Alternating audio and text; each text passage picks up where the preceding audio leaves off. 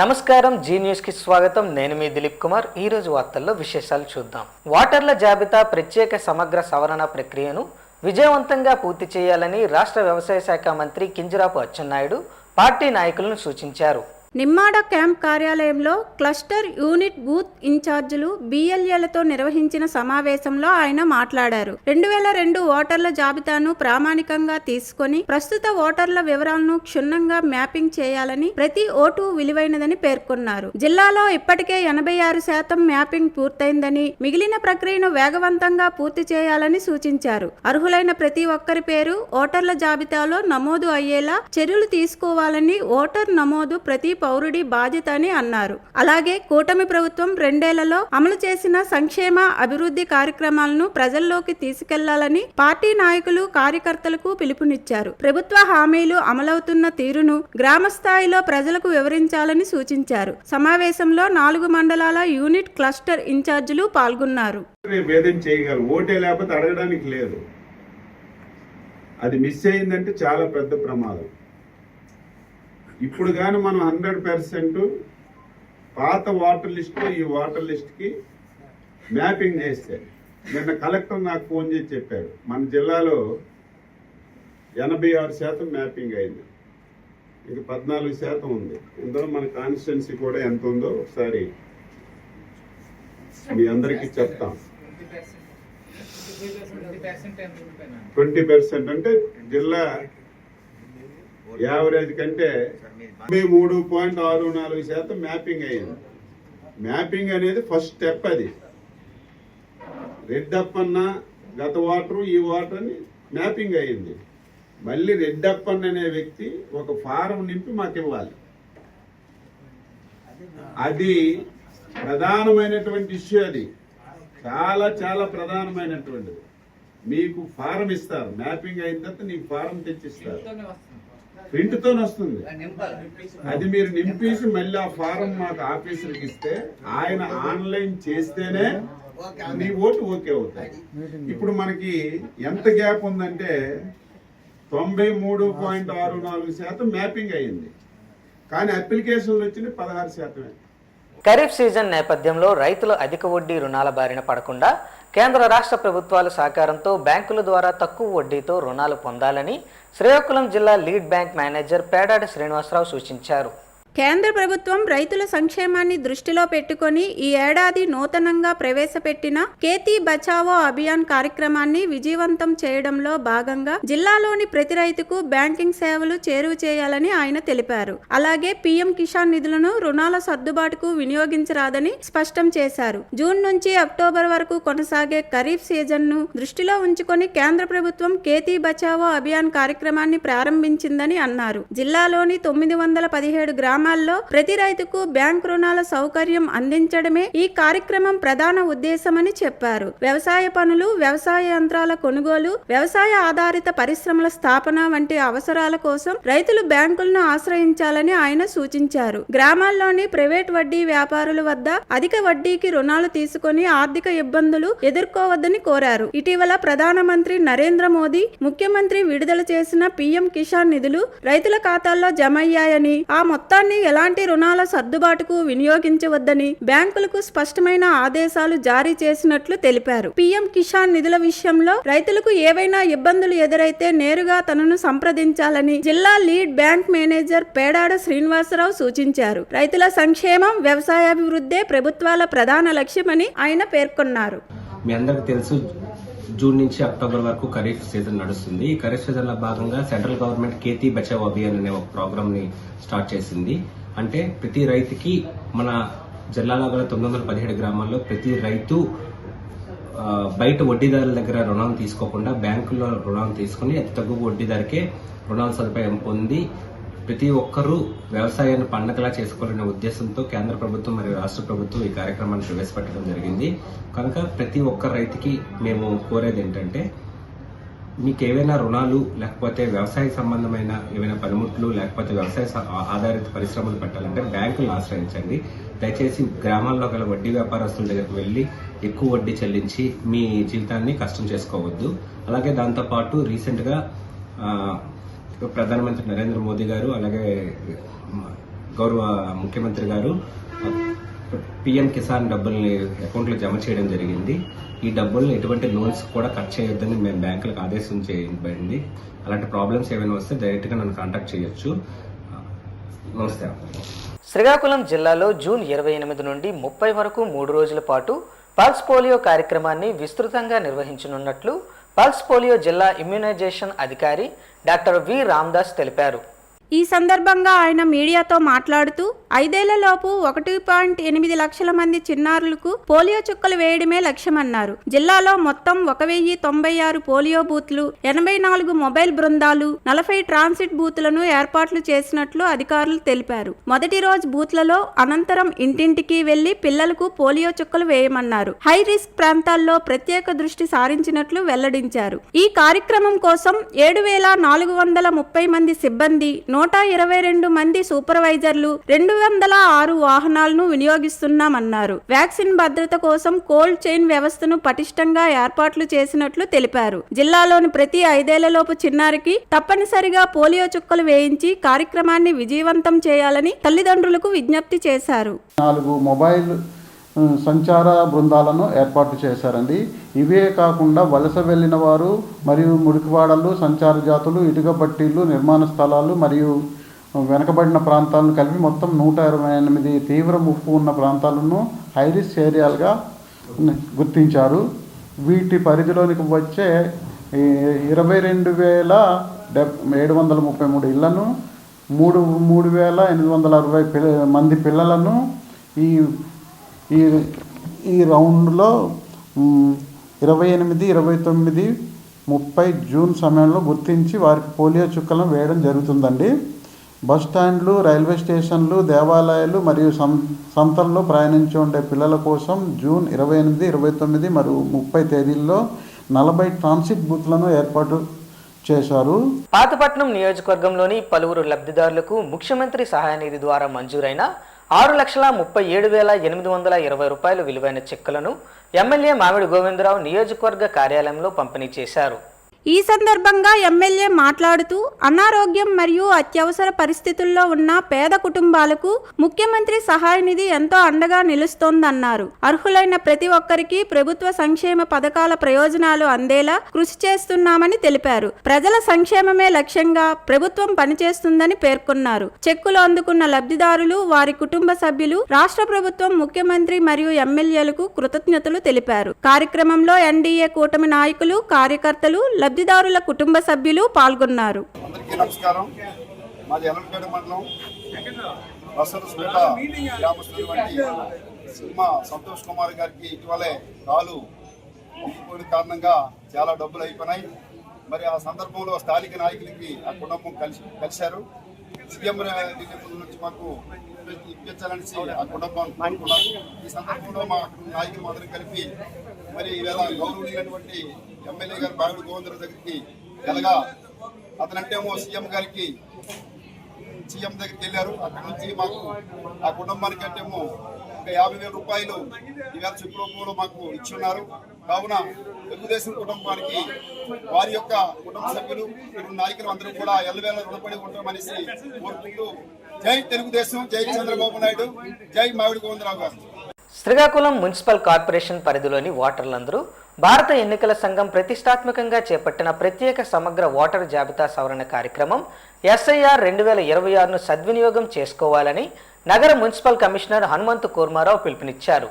June 15, 2026 నుంచి July 14, 2026 వరకు జరిగే ఈ ప్రక్రియలో బూత్ లెవెల్ అధికారులు నేరుగా ఓటర్ల ఇళ్లకు వచ్చి 2 ఎన్యూమరేషన్ ఫారాలను అందజేస్తారని ఆయన తెలిపారు. ఓటర్లు తమ తాజా రంగు ఫోటో, మొబైల్ నెంబర్ మరియు కుటుంబ సభ్యుల ఓటర్ ID వివరాలతో కూడిన ఫారాన్ని పూర్తిగా నింపి సంతకం చేసి నిర్ణీత గడువులోగా BLOలకు అందజేయాలని ఆయన కోరారు. ఒకవేళ ఫారం సమర్పించకపోతే ముసాయిదా ఓటర్ జాబితాలో పేరు చేర్చబడకపోవచ్చునని హెచ్చరించారు. ఒకవేళ నిర్దేశిత సమయంలోగా BLOలు ఇంటికి రాకపోయినట్లయితే ఆందోళన చెందాల్సిన అవసరం లేదని ECI నెట్ మొబైల్ యాప్ లేదా ఆన్లైన్ పోర్టల్ ద్వారా బుక్ ఏ కాల్ మార్గంలో అధికారులను సంప్రదించవచ్చని కమిషనర్ సూచించారు. ఈ కార్యక్రమం కోసం నగరంలోని ఫాజల్బాగ్ పేట, గుజరాతిపేట, హైత్ నగరం, అరసవిల్లి, బలగా, పెద్దపాడు తదితర ప్రాంతాల్లో వార్డు సచివాలయ కార్యదర్శులు, VROలు, మహిళా సంరక్షణ కార్యదర్శులు బూత్ లెవెల్ అధికారులుగా విధుల్లో ఉన్నారని తెలిపారు.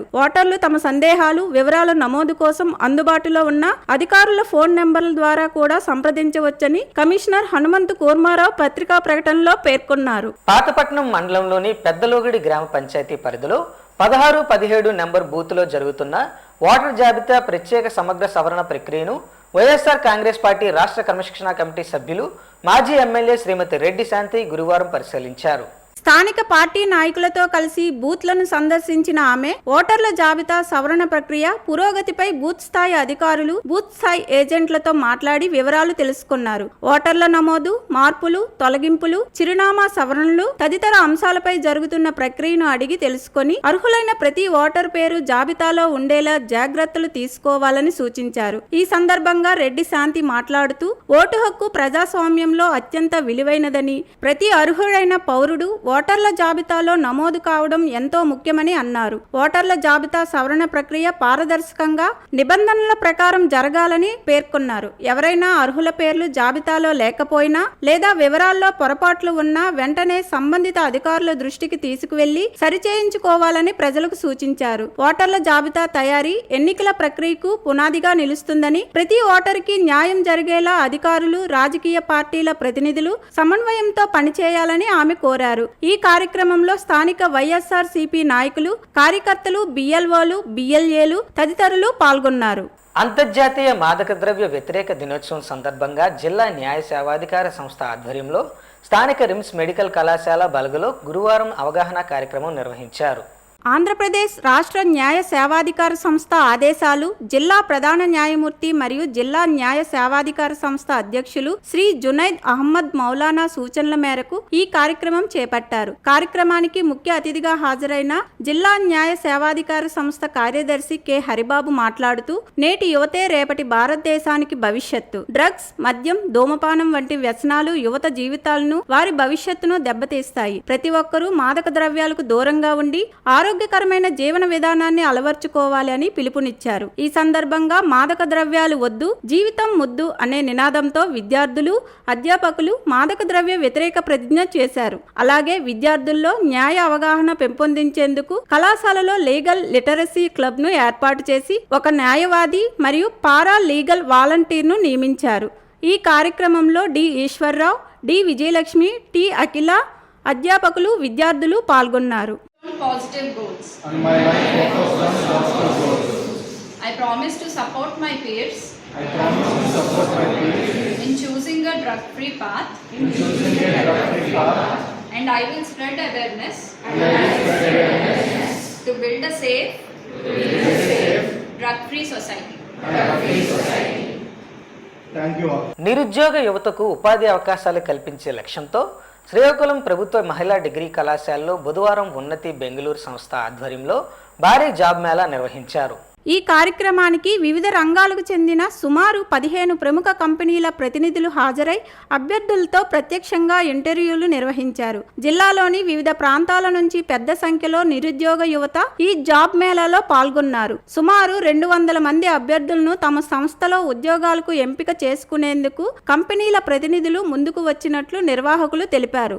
దీంతో యువతలో ఉత్సాహం నెలకొంది. ఈ సందర్భంగా కళాశాల ప్రిన్సిపాల్ డాక్టర్ కె సూర్యచంద్రరావు మాట్లాడుతూ, ఉద్యోగం అనేది ప్రతి యువకుడి జీవితంలో ఒక ముఖ్యమైన అవకాశమని, అలాంటి అవకాశాలను సద్వినియోగం చేసుకుని భవిష్యత్తును నిర్మించుకోవాలని సూచించారు. విద్యతో పాటు నైపుణ్యాల అభివృద్ధికి ప్రాధాన్యత ఇవ్వాలని ఆయన పేర్కొన్నారు. ఉన్నతి బెంగళూరు సంస్థ ప్రతినిధి రంజిత్ కుమార్ మాట్లాడుతూ, జాబ్ మేళాకు హాజరైన ప్రతి ఒక్కరికి ఉపాధి అవకాశాలు కల్పించాలనే లక్ష్యంతో సంస్థ పనిచేస్తుందన్నారు. అభ్యర్థులకు అవసరమైన శిక్షణ, మార్గదర్శకత్వం అందిస్తూ ఉద్యోగ అవకాశాలను పెంపొందిస్తున్నట్లు తెలిపారు. ఇలాంటి ఉపాధి మేళాలను భవిష్యత్తులో మరింత విస్తృత స్థాయిలో నిర్వహించి నిరుద్యోగ యువతకు అండగా నిలుస్తామని బి రంజిత్ కుమార్ తెలిపారు. జాబ్ మేళాలో పాల్గొన్న యువత, సంస్థ నిర్వాహకులు, కళాశాల యాజమాన్యానికి కృతజ్ఞతలు తెలిపారు. దాదాపు 400 మంది విద్యార్థులు, తర్వాత మరి గ్రాడ్యుయేషన్ కంప్లీట్ అయిన వాళ్ళు వచ్చి దీంట్లో పాల్గొన్నారు. ఈ విధంగా పాల్గొని వాళ్ళు ఉత్సాహంగా వాటిని అసెస్మెంట్ ఫేస్ చేస్తున్నారు. మరి చాలా మా ఈ యొక్క వచ్చినటువంటి హెచ్ఆర్స్ అయితేనేమి, రిసోర్స్ పర్సన్స్ అయితేనేమి, ఈవెన్ ప్రజెంట్ డిగ్రీ చదువుతున్న వాళ్ళకు కూడా అవకాశం ఇచ్చారు.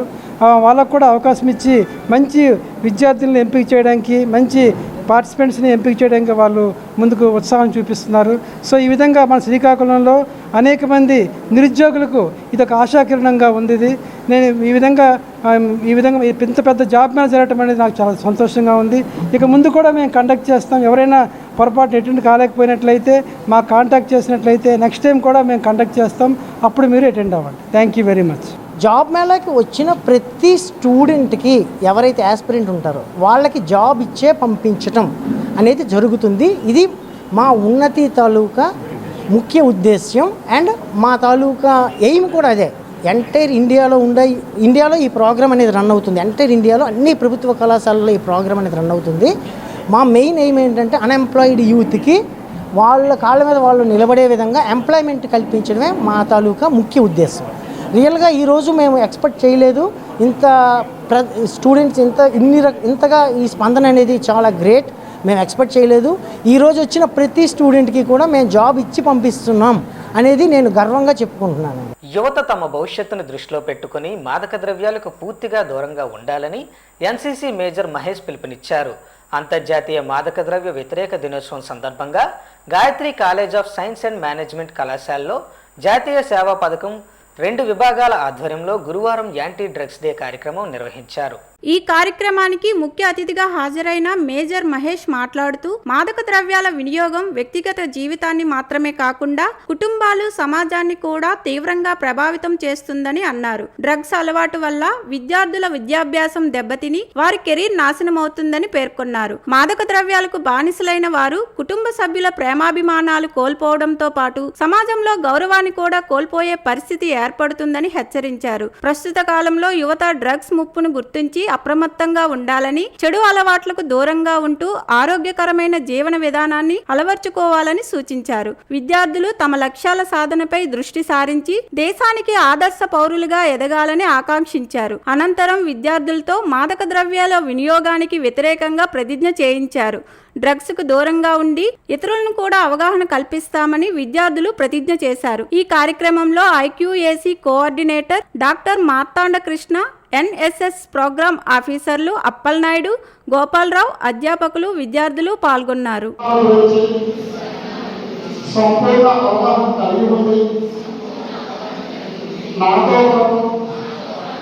శ్రీకాకుళం నగరంలోని బ్యాంకర్స్ కాలనీలో వెలిసిన శ్రీ శివబాలాజీ దేవాలయం 17వ వార్షికోత్సవ వేడుకలు ఆధ్యాత్మిక వైభవంతో ఘనంగా జరిగాయి.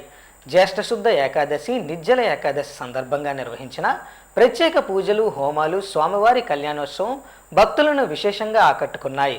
వేలాది మంది భక్తులు పాల్గొని స్వామివారి ఆశీస్సులు పొందారు.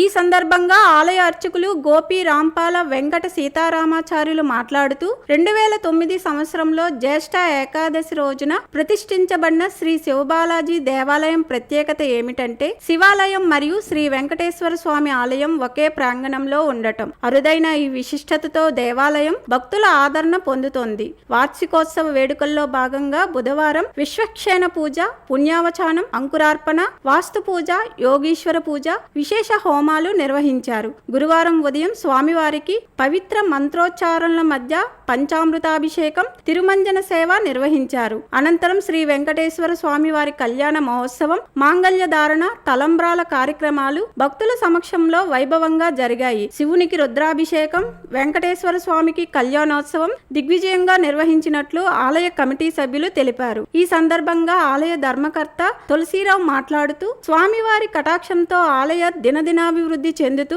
భక్తులకు ఆధ్యాత్మిక కేంద్రంగా మారిందన్నారు. ఆలయ అభివృద్ధికి సహకరించిన దాతలు, భక్తులు, మీడియా ప్రతినిధులకు కృతజ్ఞతలు తెలిపారు. వేడుకల సందర్భంగా సుమారు 2000 మంది భక్తులకు అన్నప్రసాద వితరణ నిర్వహించారు. పరిసర ప్రాంతాల నుంచి భారీ సంఖ్యలో భక్తులు తరలివచ్చి స్వామివారిని దర్శించుకొని ప్రత్యేక పూజల్లో పాల్గొన్నారు. శివునికి రుద్రాభిషేకం అలాగే వెంకటేశ్వర స్వామి కళ్యాణం, 2 కళ్యాణాలు కూడా దిగ్విజయంగా జరగడం జరిగింది.